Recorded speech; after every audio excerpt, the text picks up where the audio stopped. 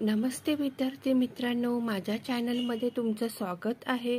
आजचा आपला विषय आहे मराठी इयत्ता 5वी धडा क्रमांक 14 चित्र संदेश। तर मुलांनो, तुम्हाला या लेसनमध्ये चित्र संदेशांद्वारे काही संदेश दिलेले आहेत।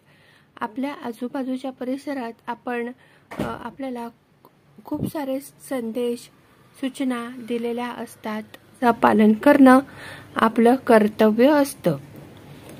तर पाहूया कोणकोणती सूचना व संदेश आहेत।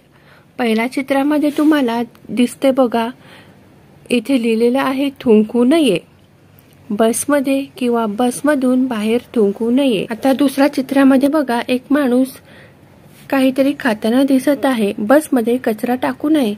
खूप सारी माणसं अशी असतात की बसमध्ये किंवा ट्रेनमध्ये प्रवास करताना खातात व तिथेच कचरा टाकतात। तसं करू नये, ज्याने काय होतं, आपले सार्वजनिक ठिकाण घाण होते।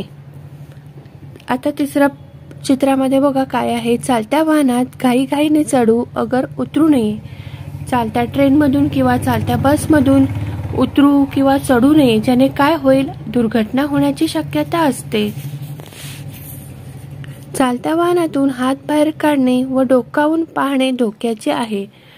कधीही चालत्या वाहनातून हात बाहेर काढू नये किंवा डोकावून पाहू नये, त्याने काय होऊ शकतं, खांब येऊन किंवा गाडी येऊन टक्कर होऊन आपल्याशी दुर्घटना होण्याची शक्यता असते। विना तिकीट प्रवास करणे हा गुन्हा आहे। तुम्ही बसमधून प्रवास करता किंवा ट्रेनमधून प्रवास करता तर तुम्ही खूप वेळा टीसीला पाहिलं असेल, बस स्टॉपवरती किंवा स्टेशनवरती टीसी तिकीट चेक करताना खूप वेळा पाहिलं असेल तुम्ही।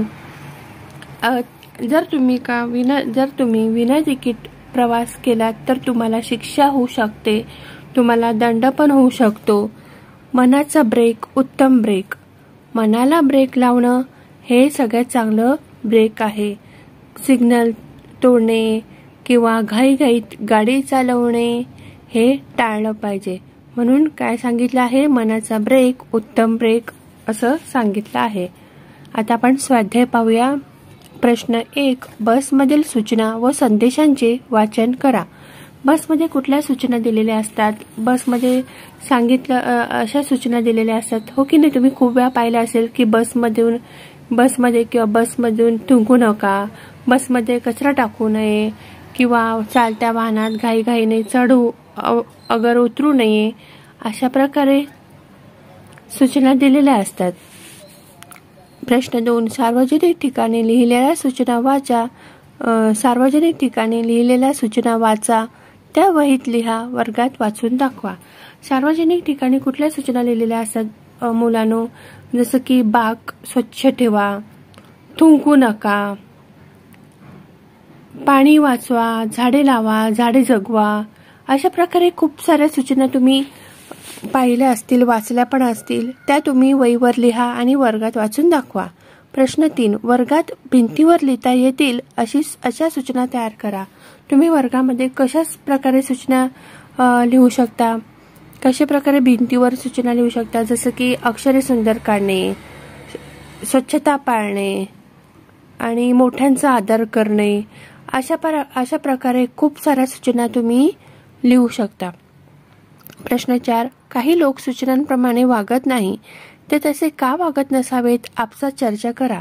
आता काही लोक दिलेल्या सूचनांप्रमाणे वागत नाही।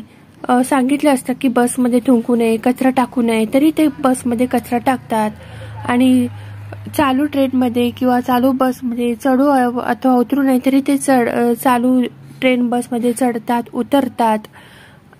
तर त्यांना का ते तसे वागत असेल, कारण त्यांना स्वच्छतेची जाणीव नसेल, कारण सूचनेचं पालन करण्याची जाणीव नसेल, किंवा त्यांना वाचता येत नसेल त्यामुळे असेल, किंवा ते स्वार्थी असतात, ते फक्त स्वतःचा विचार करणारे असतात।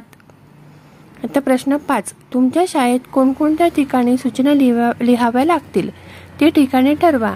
तेथे लिहायच्या सूचना मित्रांशी चर्चा करून तयार करा। तुमच्या शाळेमध्ये कोणकुठल्या ठिकाणी सूचना लिहायला लागतील ते ठिकाणं तुम्ही ठरवा, जसं की तुमच्या क्लासरूममध्ये किंवा क्लासरूमच्या बाहेर अशा प्रकारे ठिकाणे ठरवा व मित्राशी चर्चा करा. तर आजचा लेसन आपला कंप्लीट झाला आहे. आय होप सो तुम्हाला लेसन पूर्ण समजलं असेल. व्हिडिओ आवडला तर लाईक करा. व्हिडिओ आवडला तर लाईक करा व चॅनलला सबस्क्राईब करा.